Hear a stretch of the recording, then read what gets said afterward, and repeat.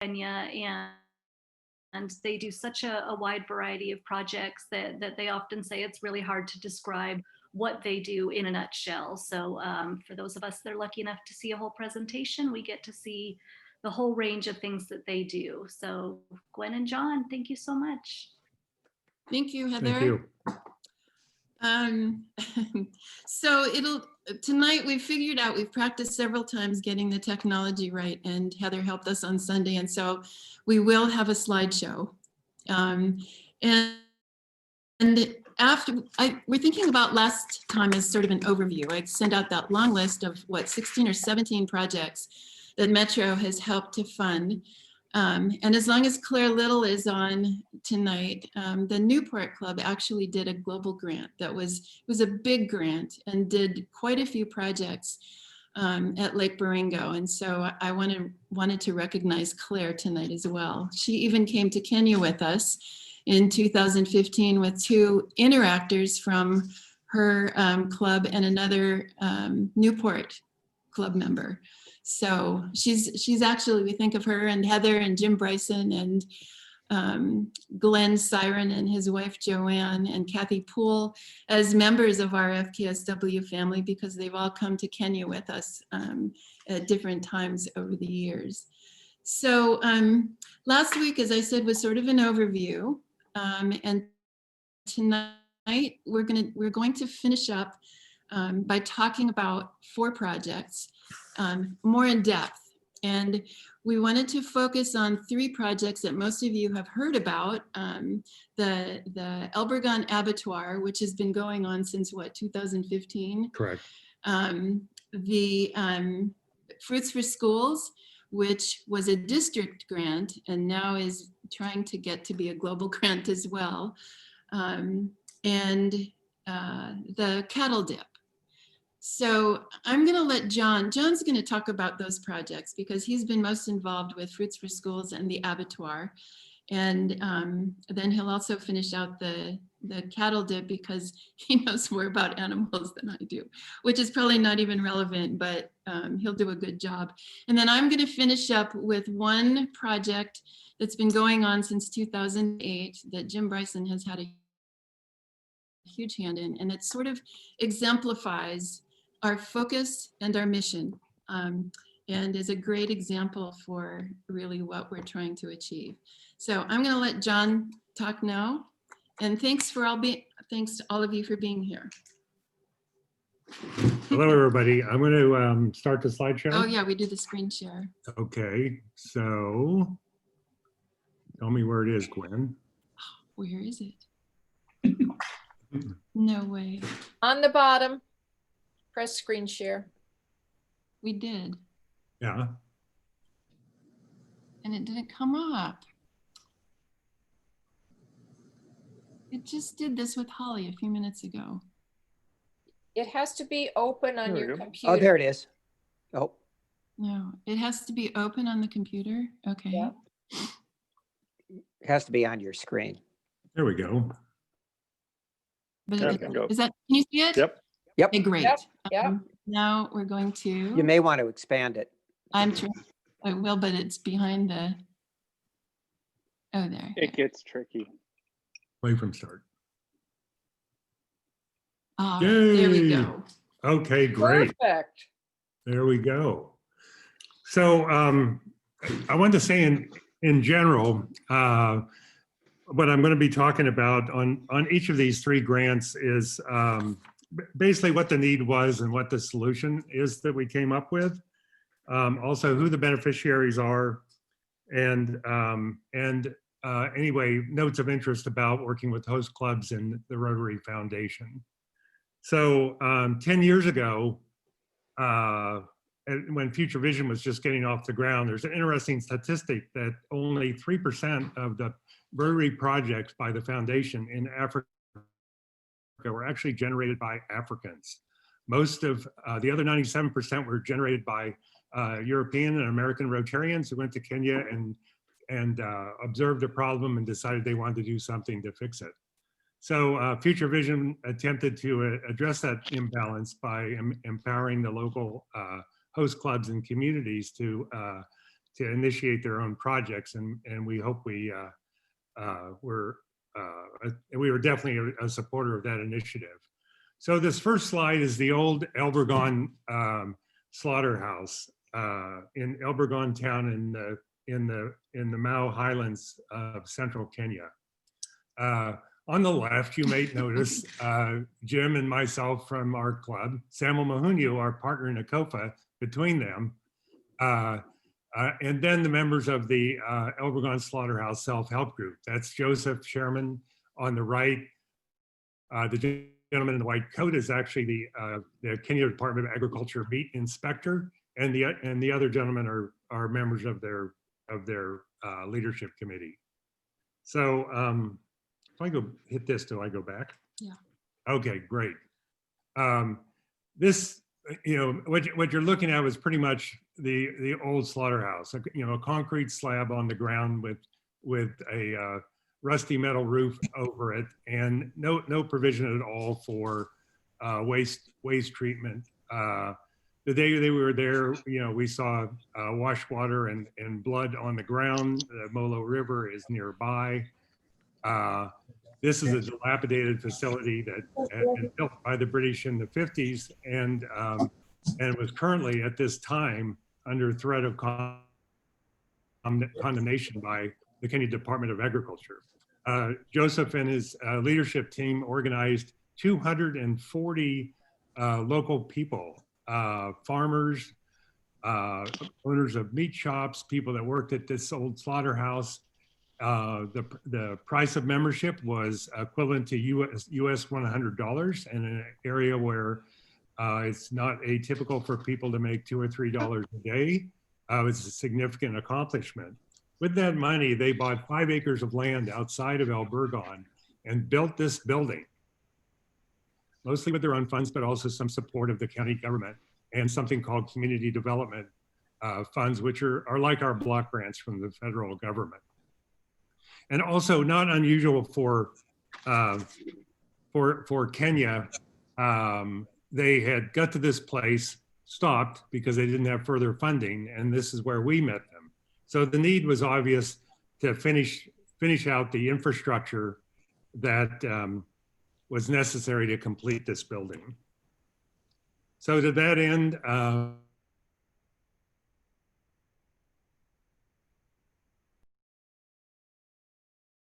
John, you muted yourself. There have we I go. been muted this whole time? No, just for a second. Oh, okay. Yeah, I don't know how that popped in. What do you? Oops, no, it's. Oh, I'm trying to advance the slide. Let's.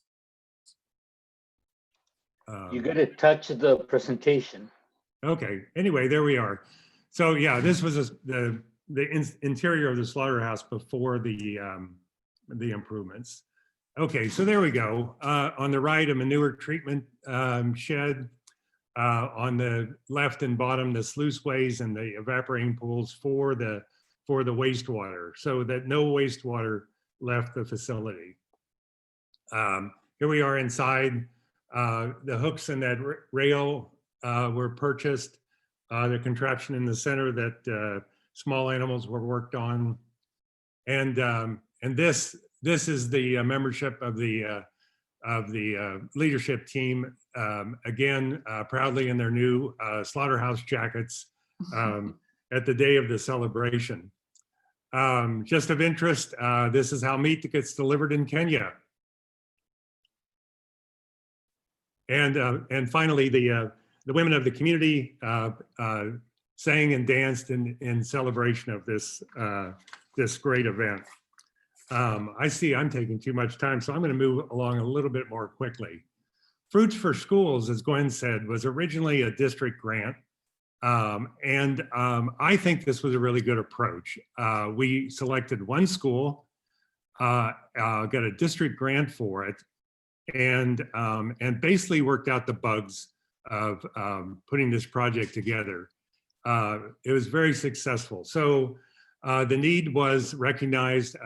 Children in these poor communities are often on a diet of maize meal, cornmeal, and beans, and need additional nutrients. Planting fruit trees would meet this need from the production of the fruit, and also teach the children about agronomy. This in the lower right was Daniel Wanjama of the Gilgal Rotary Club, showing the children how to plant the trees. In addition, there would be training on how to manage a fruit orchard for the parents, and hoping that they would be stimulated by the success of the fruit project at the school. They would plant their own fruit trees and gain an additional agricultural market for a product that they can't afford. But we had to put in this picture of this beautiful young girl, and also to mention that each of the children were assigned a tree that they would personally take care of as it grew in its early life, and you can see the names on the trees. This was cool. A couple years ago, we're there, and what's her name? Martha Wangari, the member of the National Parliament, happened to drive by this place 10 miles up a dirt road from Gilgal town, saw that we had a group of people there, came out with her entourage and inspected the project, and was very complimentary and had encouraging words for us. This is Eva from the Gilgal Rotary Club inspecting one of the trees just about 2 weeks ago. And then also the fence that was built with grant money to protect it.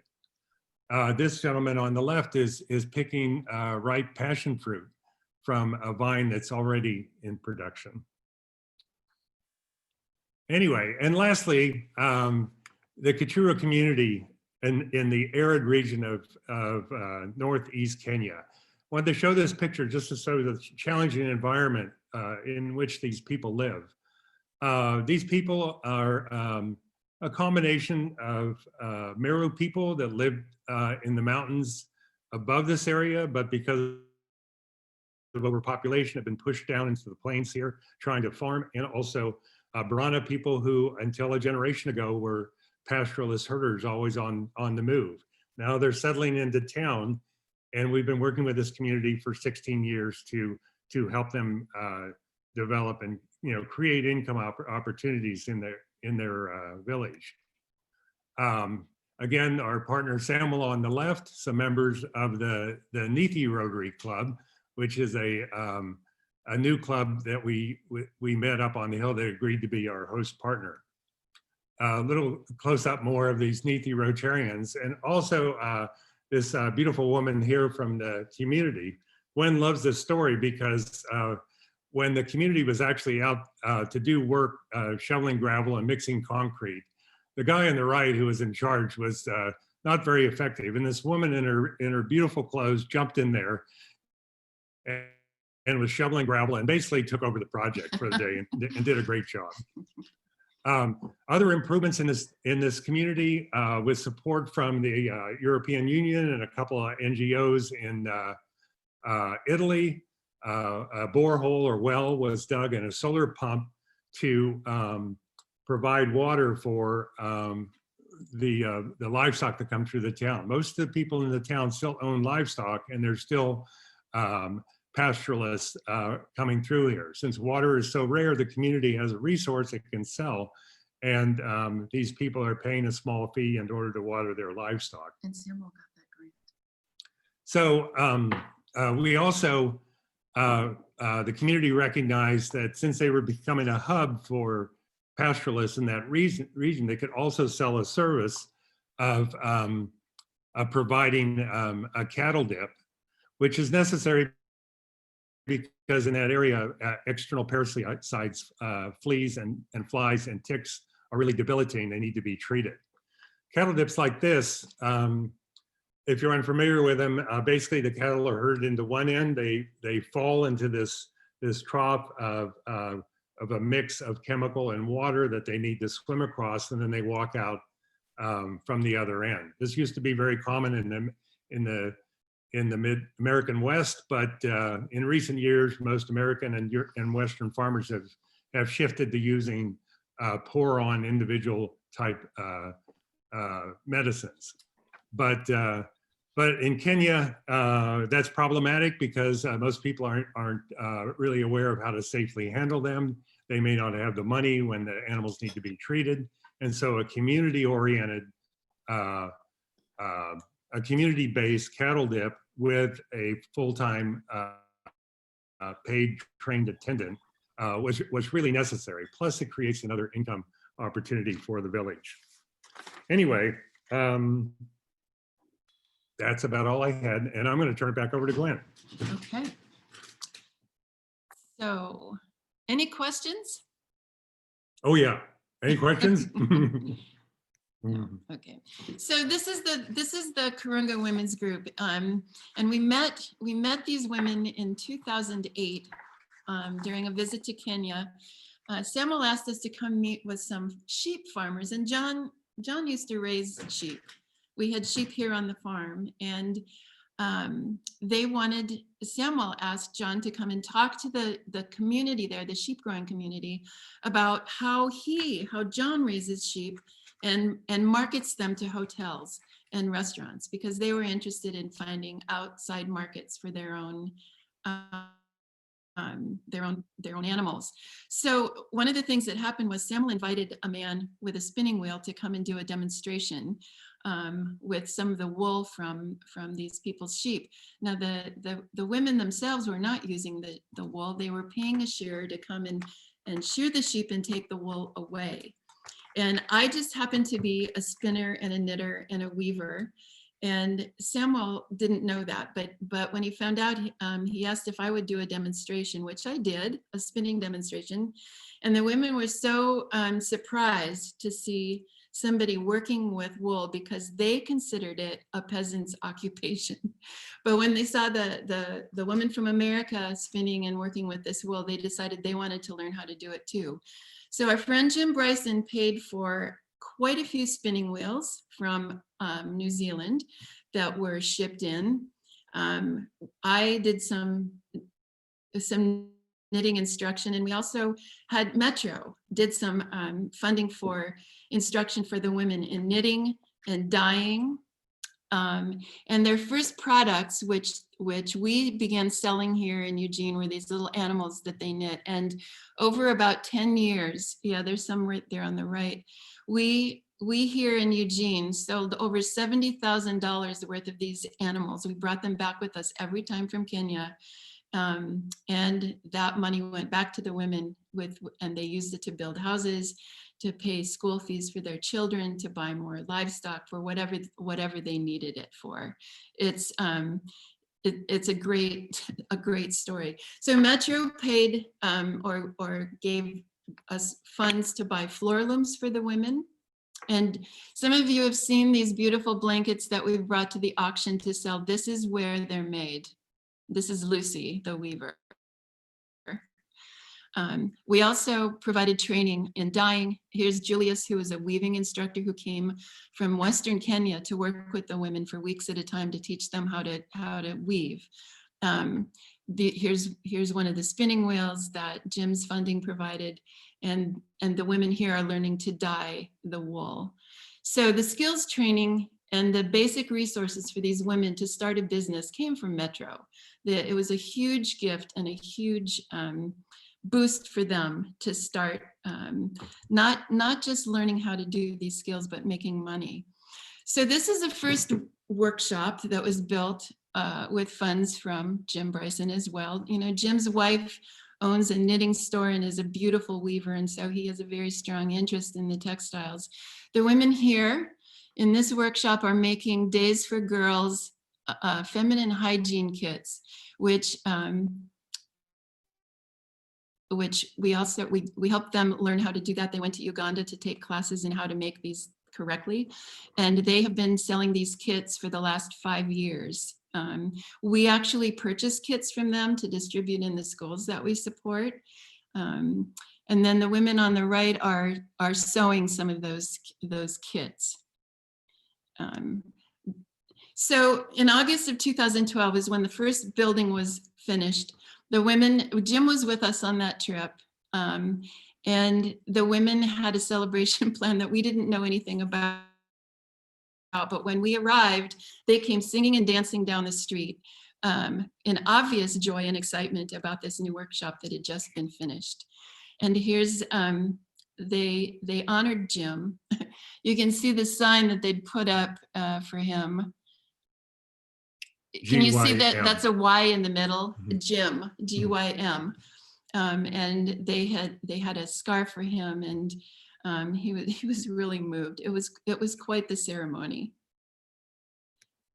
And in 2019, he provided funds for a second workshop here on the left. So the women have now been able to spread out through both of the buildings. They work, and their repertoire of skills and products has just grown exponentially. They're still making some of those animals. They make dolls, they make blankets, they make the bedspreads that we've brought to the auction. They're also working with a boutique in Spain that sends them pieces or sends them requests for different items. And they work on email back and forth to make sure that the women are making the products exactly to the specifications of the women in Spain. This has become a big part of their business. They also make sweaters, and here are a couple of people you might know modeling two of those sweaters. This is Beatrice, the chair lady of the Kurunga women's group, and two of the workers, Monica and Rahab. So just really quickly, this is what FKSW's focus is. It's working with communities and groups over time, providing resources and guidance and training so that they can eventually start their own businesses and be self-sustainable. We have done nothing. We have given this group nothing, no donations, nothing for the last 2 years. They are on their way. And before this, they were not in business. They lived on small farms and raised vegetables for market. So I just want to finish here with the COVID relief efforts that Metro's been helping with. And we just got word that our district grant for $4,000 has been approved for more COVID relief in Kenya. We've been able to provide 7 months of food relief so far with money from our other FKSW donors, and this grant is going to help us with another 1.5 months of relief. Samuel has recently visited Kachuru and did some videos for me of the people saying thank you. I don't know how to get rid of that, but I took the words out of their videos and just wanted to read this quickly for you.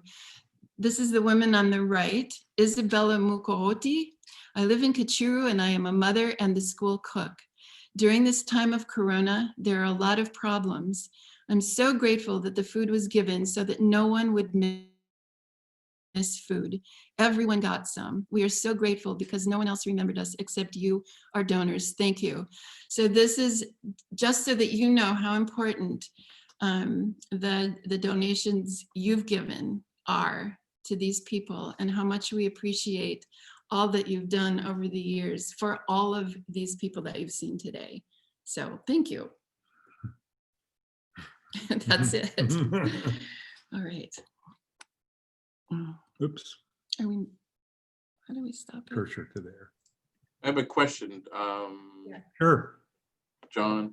So earlier you're showing pictures of the garden or the plants or the trees and the fruit trees and what have you. So how do you keep critters and other kind of pests from coming in over the fence or under the fence or whatever?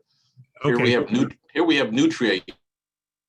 You know what they have over there. So so not only did the grant provide for the training I mentioned and the purchase and fertilizer for the trees initially, it also paid for a fence around the orchard and a water catchment system for the roof and an underground tank and pump for the water.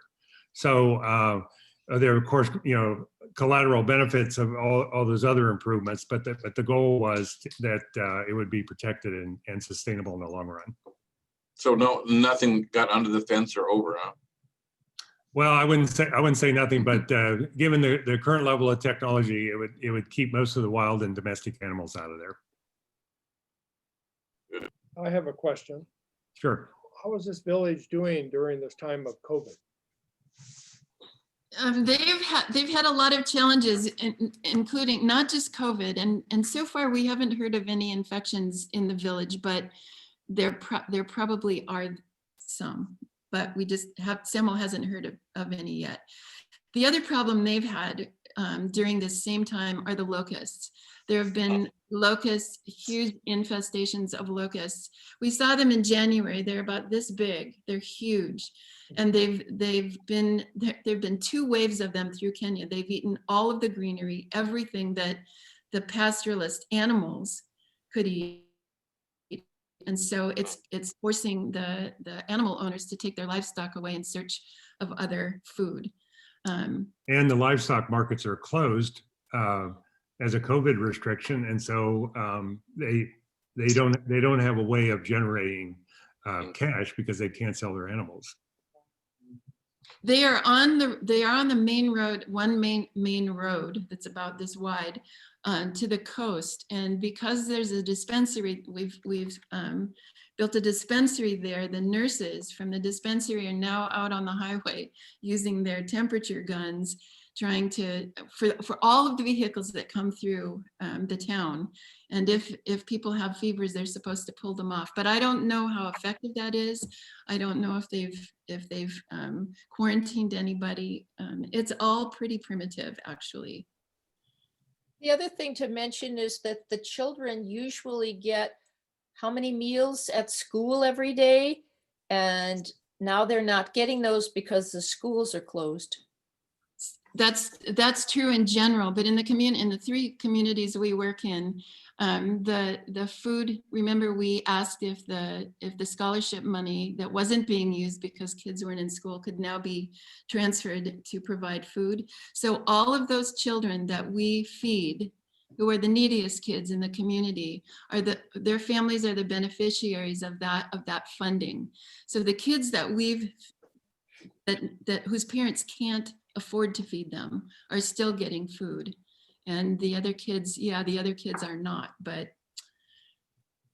yes, you're right, kids are not getting that food.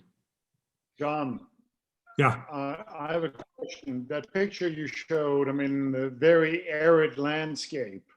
Yeah. How do you sustain animal culture in that? I mean, where do they graze? Isn't there a danger of overgrazing? I mean, there doesn't seem to be anything to begin with. So if you now put domestic animals in that environment, I mean, how sustainable is that? Well, that's a very good question. And unfortunately, that kind of like macro analysis, I've not seen. I don't know if it's being done. But just a brief story. When we first came to that community, the only source of livestock watering was in the bottom of a crater of an extinct volcano. And this was basically the routine in that area when things were really dry. People, they were, at worst, they were on a 5-day cycle. 2 days to graze, where they found good feed, 2 days to walk to this crater, 1 day to water, 2 days to walk back, 2 days to feed. That's like barely enough to keep this breed of cattle alive. But that was the extreme that they found themselves. So digging the borehole in the community and providing easier access to water in this community helped out that. In terms of grazing, Gwen said the livestock, the locusts have been devastating. That doesn't mean they've eaten everything, but the cattle have had to range much further in order to find it. But in answer to the larger question, I think I don't know. Mhm. Yeah. The weather is changing there as well. They have long periods of drought when nothing grows. And then they might have floods. Well, they don't have floods at Kachuru, but when the rain does come, it greens up, so there's some food. But most of the people who own cattle in that community have to go elsewhere looking for food, at least for part of the year. Thank you. So I had 2 things I wanted to share. Were there any questions? Can I jump in? Sure. Okay. So I got permission from Gwen to share a picture, and this was the picture that I had sent to some of our guests with a little bit of a teaser and a question about what these two might have in common. Does anyone have any guesses? What's her name? Anyone? A birthday? She's named after Gwen. Oh, wonder. Oh, wow. And I How old is she? How old is she now? I think she's in 4th grade. Okay, But wonderful. I held her when she was a newborn. She's the daughter Oh. of one of the women in the Kurunga women's group. And yes, her name is Gwenny. And her twin Wow. brother? Your twin Oh. brother? Wasn't she the one with the twin brother? No. I thought there was another boy named Meyer. Oh, no, that's a different family. That was another Oh. in Baringo had twins and named them John and Meyer. Oh, no. Because they were Wow. both boys. I just wanted to share that because I think a lot of us have heard about everything that John and Gwen are doing for so long, and they're so humble and kind about everything that we do, that they do, that we don't really appreciate the impact. And when you see a family naming their children after them, you know, that was just, I love that. So I wanted to share that. And there was another thing I wanted to share from a picture that you shared from the Kurunga women's group. So I didn't know what these feminine hygiene kits were. And, you know, they had these, you know, fabric and snaps and all this stuff. And when we were getting ready to go, one of the Interact students that Claire Little brought from Newport, 19-year-old boy, and we were all just sitting at a table, and I was like, what are these feminine hygiene kits? I don't understand. And this 19-year-old guy, you know, or maybe he was 18 at the time, explains to some old lady, oh, let me show you. You know, it's for the girls, and you put it on your panties and you snap it around. And these high school kids were sewing these kits, and the little girls get backpacks, their own little packs with all the interchangeable pads and everything. And I thought that moment was such a beautiful example of what Interact and Rotary does, that a teenage boy was excited about feminine hygiene kits and was sewing them with his girlfriend, who's also an Interact, and his girlfriend's mom, and they're being distributed. Like, they were excited about this service project. And all of that is possible because of what Gwen and John do. So he was in the picture taking, he had a big camera, so he was in one of the slides taking pictures of other students. So Rotary does really awesome things for high school kids too. So Is Claire still here? yep, she's there. Claire, how many kits did you bring to Kenya? Do you remember? It was just the two of them. No, but you brought kits too, didn't you? Oh, kits. Yeah. Let me think. How many? And Oh, goodness. It was like about 125 or more. I can't even remember now, because the Interact group, that was their sub project, if you will. right. And we Right. took them to a school, to Maysori Primary School, and distributed them that day. Yes. And that was really exciting.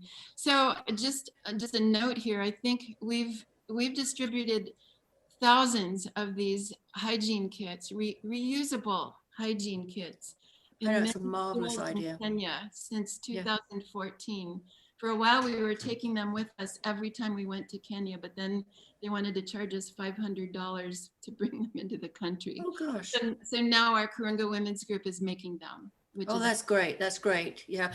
Is the group in Springfield still working on them? yeah, Days for Girls, I Yeah, think yeah, so. yeah. Mhm. So the reason that these are important is that the girls would not go to school when they were having their monthly time. Yep. And these enable them to go to school. Right. Yep. And they were also using other things as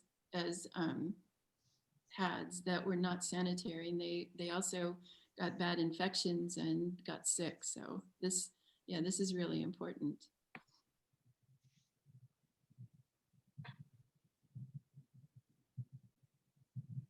Other questions or comments? thank you guys very, very much. I'm on your nonprofits mailing list and contribute and then been involved, but you gave me even more information about things that I already knew somewhat about. So thank you very much. And I managed to record it well this time. Okay. Yay. Well, thanks again to Metro for all the support they've given. I think, what did I add it up to? Something like $43,000 over the years. And it's, you can see what a huge difference it's making in people's lives. And we have a lot more stories, but I think this was a good little Sampling. bit. Yeah, a good sample. Gwen Yeah. and John, I did put something in chat as a question, but let me ask it really quickly. You know, we did the hydroponic feed production at on the island. Would that not have worked in that very desolate area for them or not, since Yeah. they had a water supply? They did have a water supply, but that never really got off the ground. Oh, Claire was asking if it would work in Kachuru. Oh, if it would work in Kachuru. I don't know. not? That's a really Why good not? question. Yeah. Oh, so it's not working on the island? Not right now. Oh, So the island has its own issues. That's a whole other story. I need But- to talk to you about that because I really would like to know some of the, Okay. you know, the final outcome there. Sure. But the water Thank you. tank and the solar pump that you put in, that Newport put in, is working great. Good, and the goat production and the, what else was there that was a There, worry? the computer lab and the engine for Library. the boat and the library yeah. and the school. Good. Those And things. did they ever get their maternity ward? The maternity ward got inundated by the lake when it rose. The lake there has risen so much that it just wiped out the dispensary, the maternity ward, people's houses. It's really drastic there right now. But they were developing or going to develop the other place. We even walked up there and looked at the one up the hill, Yes. and that- then that was stalled. Is it? That is finished now, and there's a nurse there, but I don't think they have a separate maternity ward. Okay, thank you. Yeah. Thank you. John and Gwen, thank you again. As you know, Metro really values our relationship with these projects in Kenya. It's provided a great opportunity. Your being, our link to this great work has been very valuable to the club as a whole. I'm really pleased at the number of club members that have been personally involved and have traveled there. I look forward to joining you at some point in the future myself, once we're back traveling again. Yeah. A lot of FKSW's activities have been serendipitous. Can I say that? Meeting Samuel in Italy, of all places, was serendipitous at a slow food conference. So in January, John and I were on our way to Kenya. We were in the airport in Amsterdam at Schiphol. There were no seats. We found a table, and a man and his son came by and asked if they could join us because there were 2 more seats. So we said, sure. Well, they have a foundation. They're from the Netherlands. They have a foundation in Amsterdam. They were interested in FKSW and said, can we be in touch with you after you get home? To make a long story short, they were in touch, and they've given us a $10,000 2-year grant. They invited us to write a proposal to help that community at Kachuru, where there's now some basic infrastructure. We've also built a dispensary there, and we're working on a school. But the community doesn't really have the effective self-governance it needs to manage this infrastructure. So this new grant is one we've never done before. It's looking at helping the leaders in the community learn how to develop an effective government. Samuel is bringing in stakeholders and government people to help the community learn what their rights are and what they have a right to ask for and to advocate for themselves. So it's just gotten started in March. We're really excited about it, and we will update you on that because it's very different from anything we've done before. It's not brick and mortar. It's more transformational in that way. So, okay, now I'm done.